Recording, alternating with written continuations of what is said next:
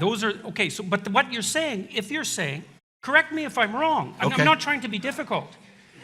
You're saying that those are your starting positions. Those are the things that you accept. I'm saying they can be. Faith. No. Oh, you have a rationale for them. Yes. Let's hear it. You already have. Life is generally preferable to death because we're talking about our life, and death is generally not in the interest of the living. It can be an exception. This is the point that I was getting to. So you could start with those foundations. You could start with any three that you found.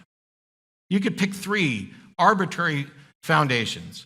And the one aspect that makes a secular moral system distinct from religious pronouncements and divine command theory and those sorts of things is that the secular moral system has as its goal the object of getting better at getting better, which means if you find out that one of your foundations is wrong or in conflict with something else, you can now change that. You could start with death is preferable to life, and then when you find out that it's not working that well, you change that foundation.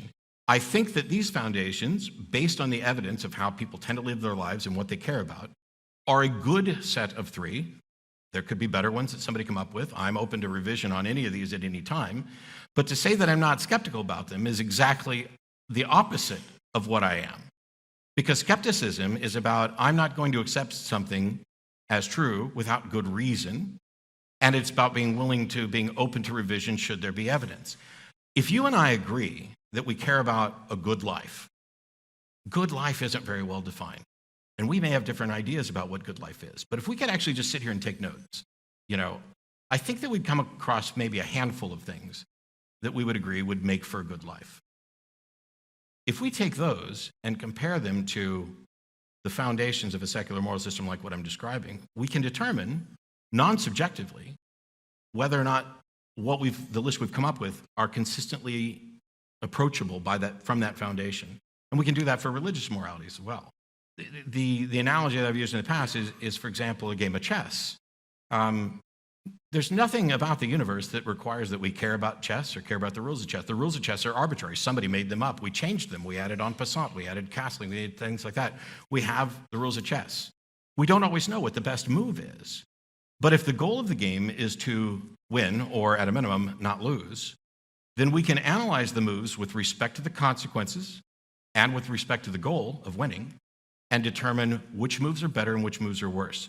That is what a secular moral system does because it allows revision, whereas religious systems don't allow for revision. There's not a Bible 3.0. There's not a Quran 2.0. There's no new revelation from God to say, hey, I said all this stuff about slavery, now I'm opposed to it. Or, hey, I was really down on homosexuals, but now I'm okay with it.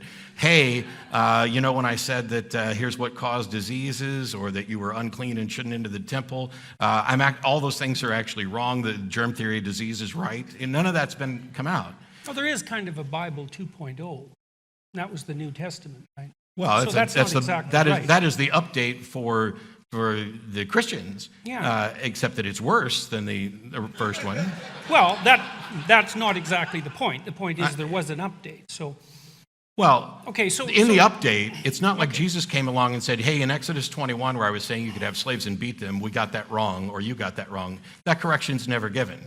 That thing about, in Leviticus where we point out that women are worth 2/3 of that of a man, we got that wrong. None of that is corrected.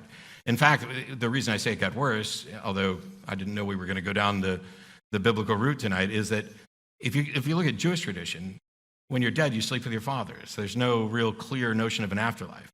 And then with the introduction of the New Testament, what you get is infinite torture and punishment for finite crimes, which is immoral. All right, so I don't want to go down that rabbit hole at the moment, although I'd be perfectly happy to do it.